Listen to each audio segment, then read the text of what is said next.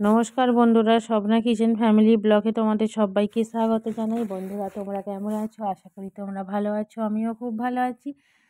আজকে রবিবারের সকাল, মানে যে সারা দিনটাই খুব হই হই করে আনন্দ করে কাটানো হবে।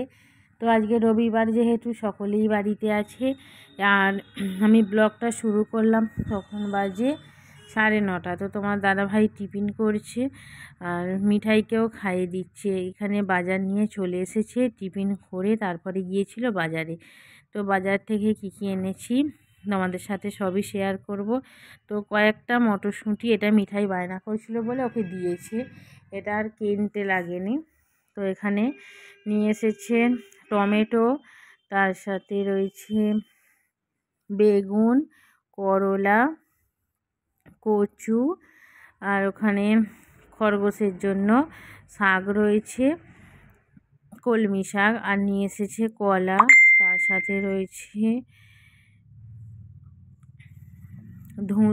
ধুঁদুল নয়, তার সাথে রয়েছে ঝিঙে, তারপরে রয়েছে একেবারে কচি কচি ঢ্যাঁড়স, একটা বিট, ধনিয়া পাতা, আর রয়েছে বাঁধাকপি, তার সঙ্গে রয়েছে ফুলকপি, আর এনেছে মাংস। তো এই হচ্ছে রবিবারের বাজার। একেবারে অনেক বাজার করে ফেলেছে।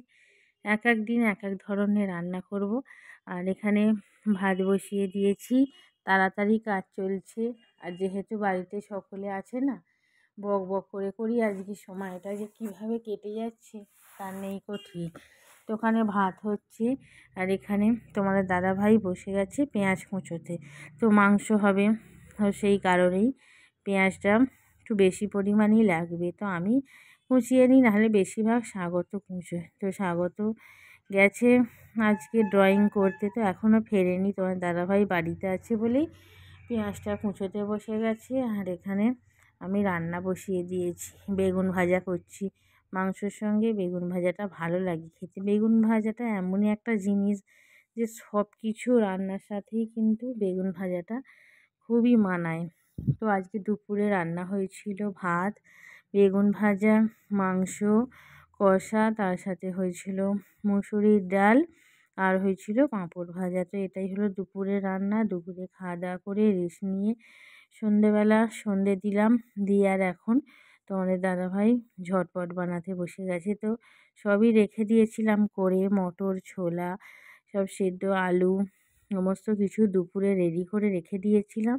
এখন সন্ধেবেলা খালি আমরা জলখাবারটা করতে বসবো। তো সবাই মিলে একসাথে না থাকলে না ঠিক হয় না।